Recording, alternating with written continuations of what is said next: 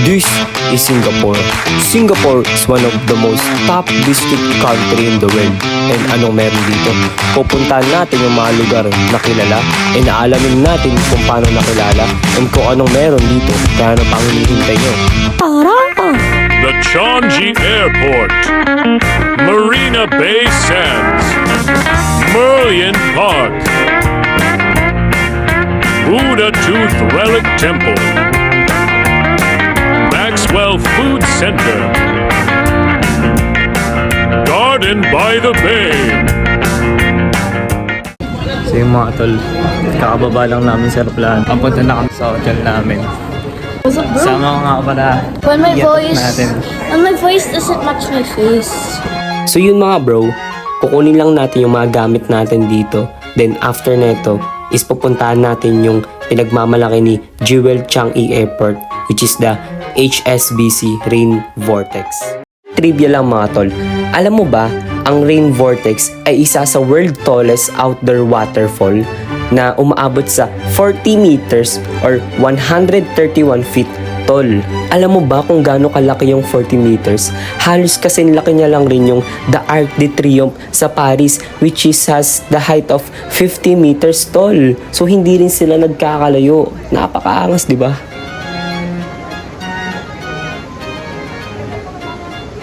So at this moment mga Paris, papunta na kami sa hotel namin and may onting aberya lang na nangyari. So yung mga tol, bukod tayo ngayon dito.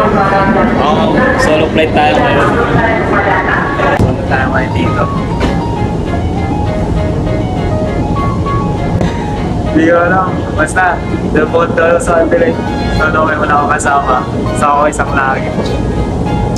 Tapos ngayon, bababasa na kami sa Kalang kasi nandun yung hotel namin. Then, ayun. Ito yung trip. Ito yung nakita ko.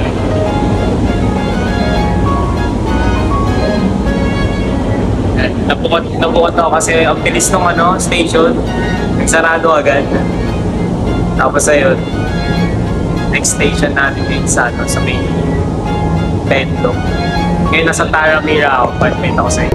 Ayun o, Taramira. Tapos balit nung kami magkita sa Maya, ayun sa may Kalang.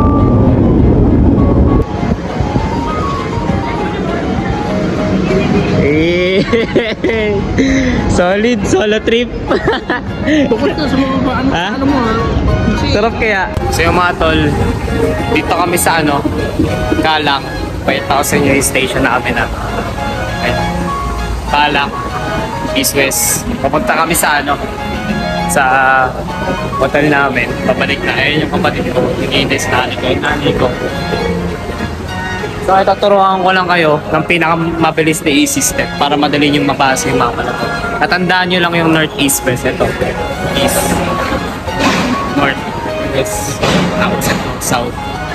Ito usually yung maraming mga tourist spot.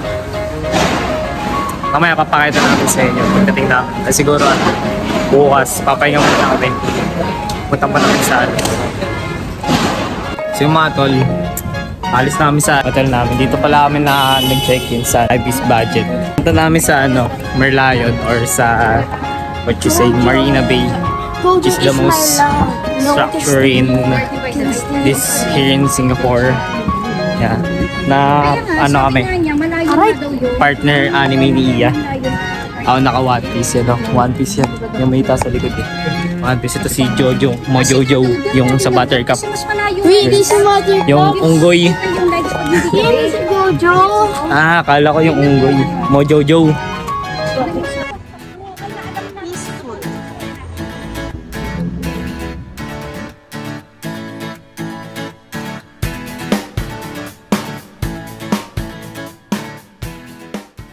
Yun guys, nandito na tayo sa Marina Bay. So kung nakikita nyo nasa dulo na yun, ayan, Science Art Museum yun. Okay, Science Arts Museum. Alam nyo ba guys, ang Marina Bay Sunset hindi lang kilala sa luxury nito, kundi pati na rin sa kanyang incredible na design pagdating sa architecture. Isa sa pinaka-iconic features nito ay ang Sky Park, which is yung nakapatong sa tatlong tower. Ito ay umaabot sa 1.2 hectare at may taas na 200 meters. Ang pinakamalupit dito mga par is yung kanyang infinity pool sa taas, which is isa sa pinakasikat and visited na pool sa buong mundo. So next naman tayo dito mga par sa Supreme Trees at the Garden by the Bay, which is katabi lang siya ng Marina Bay Sands Hotel. And etong mga tower na yan, it has a vertical gardens that has of 25 to 50 meters high. So ganun siya kalaki. And it covers all over 100,000 plants sa loob niyan sa Supreme Trees. And they harness solar energy, collect clean water, and offer stunning views from the OCBC Skyway.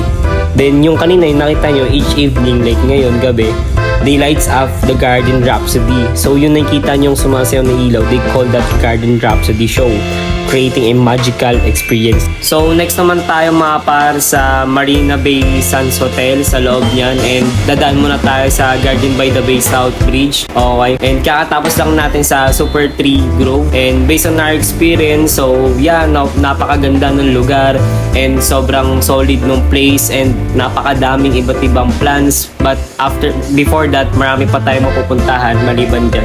So dito pa lang sa lugar na to is napaka-environmental friendly. Okay, sa sobrang daming halaman, napakaganda ng Singapore pagdating sa pag-preserve ng halaman. Kaya ang sarap pumunta dyan and napakasarap ng hangin mga tol. And talagang di ka bibiguin. Kaya try nyo na rin dyan, and after neto is kakain na tayo, pupunta na tayo sa pinagmamalaki nilang chicken laksa. Kaya let's go! So yung mga tol, kakain muna kami. Dito kami sa food park, Singapore. So at this part mga pare, sa dito tayo sa Lau Pa Sat Food Market, which is a restored Victorian style.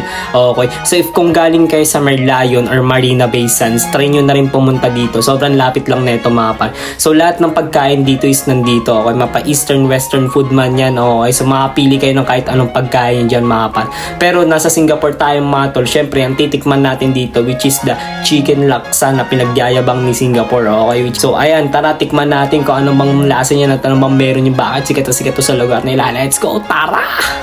So sa part na to mga tol is hindi ko na nabidyoan kung paano namin siya kinain, but masarap yung manok nila, malasa, and also may pagkamatamis. Syempre siguro linagyan ng honey, and hindi lang yun, pati rin yung soup na nandyan is masarap rin siya. Medyo may pagkaanghang lang siya, but iba yung spices nila eh. Like masarap talaga. Okay, especially ako, mahilig ako sa maanghang, and also may mga side dish rin siya na masarap din. Kaya okay na okay rin sa akin. And napansin ko rin dito sa mga pagkain nila is napaka-balance nila pagdating sa food. Hindi lang porket may meat, may mga vegetables rin, di ba? So, okay yung mga ganun. Di katulad dito sa lugar natin sa Philippines is madalang yung ganun na ginagawa. Kaya, ayun, okay sa akin yung ganun. So, our next destination naman mga bro is the Chinatown. Okay. So, Chinatown was established in 1920s. So, dun nagumpisa yung Chinatown sa Singapore.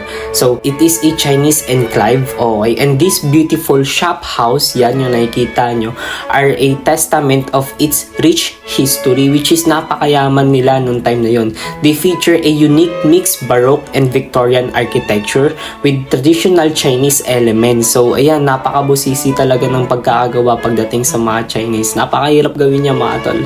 Then syempre nandito na rin tayo sa Chinatown mga tol, so mamimili na rin tayo ng mga souvenirs natin, and try nyo na rin pumunta rin dito mga tol. Sobrang mura lang ng mga bilihin, so makabili kayo ng maraming pampasalubong. Then syempre yung one of the most attraction nila dito is the Buddha Tooth Relic Temple. Oh, it is a ornament temple that is housed what I believe to be a tooth relic of a historical Buddha. Okay, so yung pala meaning nun. So the intricate design and peaceful ambience make it perfect spot to visit. So try nyo na rin puntahan yung Buddha Tooth Temple doon mga tol. Napakaganda nun. Then since galing rin tayo sa Buddha Tooth Relic Temple, try nyo na rin pumunta dito sa Maxwell Center. Almost walking distance lang rin siya mga kapat. Kaya try nyo na rin pumunta dyan. Halos lahat ng pagkain is nandyan rin. Then syempre nandito na rin tayo, kaya ang kakainin natin is ayan yung chicken laksa. Okay. Isa sa mga the best talaga na pagkain na natikman namin dito sa Singapore.